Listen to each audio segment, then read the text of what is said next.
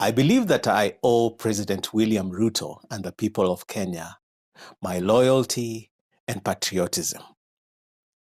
I believe that I owe them my prayer and daily intercession that they would deliver for the people of Kenya and for Africa and for God's purposes in the world. I also believe that I have a duty to pay my taxes as a citizen. I have a duty to be able to work hard and deliver, in the places where God has put me.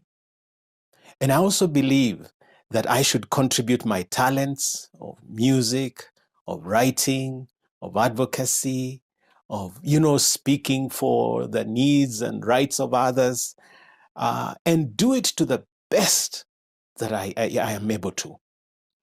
I believe that I should be an ambassador of Kenya out there, so that when people see my work or see what I've done, I'm able to represent this country, whether they see it on social media or my YouTube channel or see me on the university campuses and so on.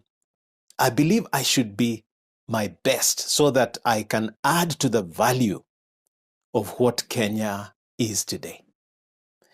I totally believe that as people out there hear my music or see my work, then they say, this guy is from Kenya, from Eldoret or from Vihiga or from wherever.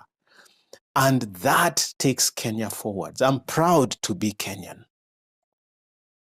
I believe that I should contribute to the students of this country, to the youth of this country. I believe I should contribute in raising my family, in raising this society of young men and women to be the best through counseling, through inspiration and motivation and so on.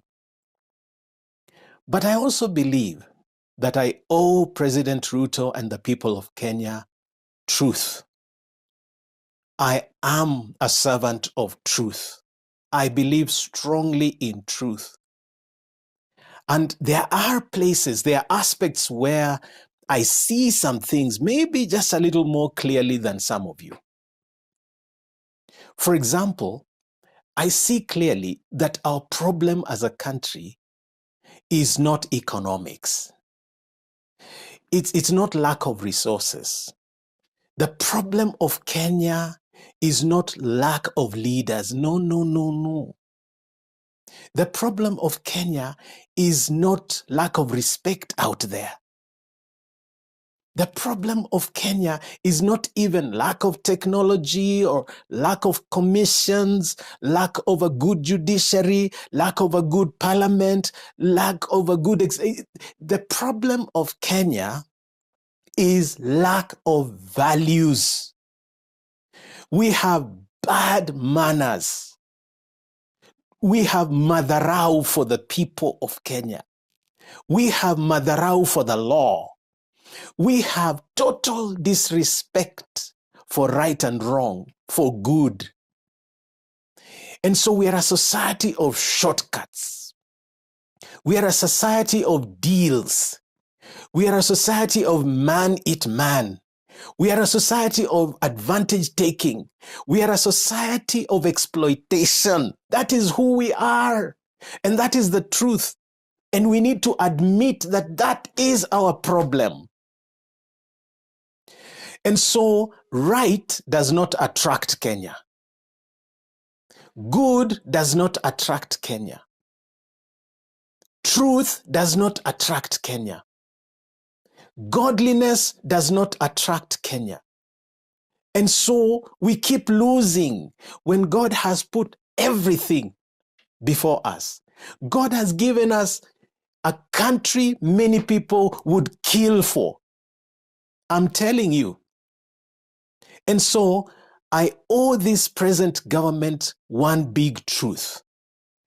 You are not going to succeed if you proceed with putting people of questionable character into mainstream leadership. You will not succeed. You will fail if you're not failing already. And the thing is, that these people have questionable pasts. It's not as if we are making up. It's in the common domain. It's in the public domain. You say, okay, we've not proven that this fellow is guilty. Yes, there is an issue of, maybe a murder charge here, a theft there. There is an issue of rape there. There is an issue of... But my friends, why is it that everywhere else we say, dalili ya mvua ni mawingu, dalili ya moto ni moshi? Why do we accept that as the truth?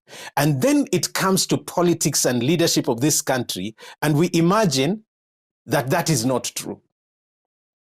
So if I have been adversely mentioned because of theft and theft and theft, there are figures attached to my name.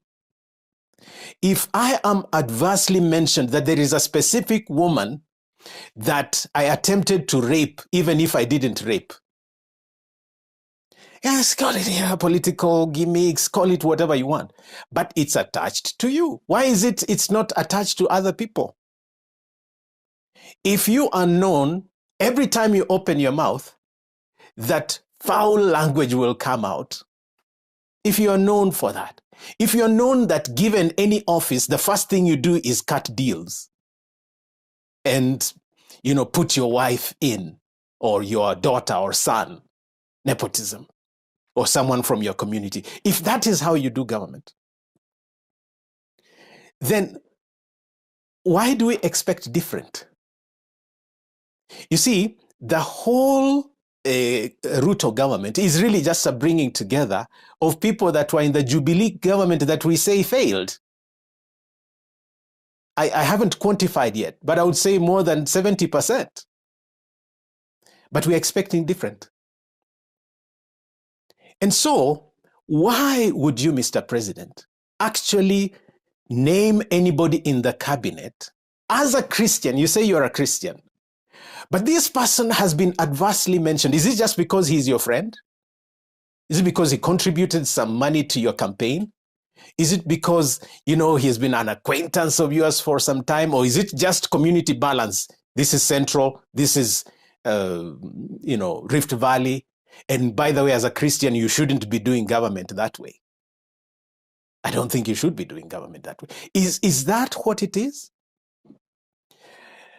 Now, you say you're going to be inclusive. I have published, I'm sure it's been brought to your attention, that at the point of county nominations, over 21 counties had not included persons with disability in their governments. You know that. It's in the public domain. You see, the more you ignore things like that, the more we conclude you have no interest in things like matters of persons living with disability. I mean, unaona kwa vitendo, sio kwa misemo. So that's why I'm saying that we will tell you the truth. Why would we be wasting time in Parliament vetting people that have questionable pasts when actually there are Kenyans who are trained, qualified professionals that can deliver? Why aren't you naming them in your cabinet? It's not lack. There's too many that can do those jobs.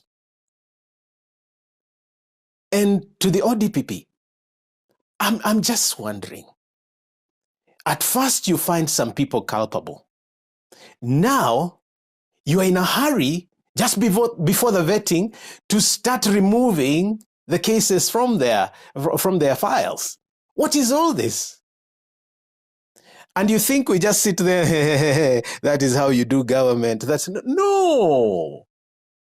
Are you imagining we don't see through your horrible schemes? Why lift those cases, from them at this point in time, just before the vetting? Why? I'm asking. Why? Bwana Haji, yours is the ethics and anti-corruption commission.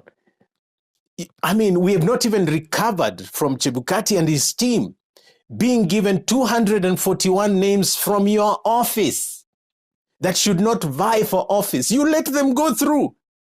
Most of them are in parliament now. You will name them into government. I'm just telling you, as somebody who thinks right and left, black and white, wrong and right, that you are going the wrong direction. You can't have results with a tainted team. You cannot. You cannot actually drive this country to economic success if your government is full of people who are taking advantage of the economy. I mean, if your own deputy is named adversely, in case after case after case after case, I guess because he's your deputy, you'll just let it go. It's too much to remove him from. But if we really want a godly nation, if we really want a country that works, if we really a country that is built on truth, then we need to live by the truth and by what is right. And to my clergy people, my pastors, bishop, priests, friends, whatever in the church, I mean, it's nothing wrong with aligning yourself with government. But why aren't you telling President Ruto that he is going the wrong direction by some of the nominations? Why? Why are you quiet? Aren't you the custodians of right and wrong? The custodians of truth? You are the custodians of the right in this country. You're the conscience of this society of Kenya. You are the prophets, the priests, the ones that are to tell the king he is naked when he is. And so I call upon you to be as passionate about guiding the president and the government and the people of Kenya as you are in associating with his victory. Let us tell each other the truth. And only the truth will set us free. Yes, I owe respect. I owe loyalty. I owe patriotism.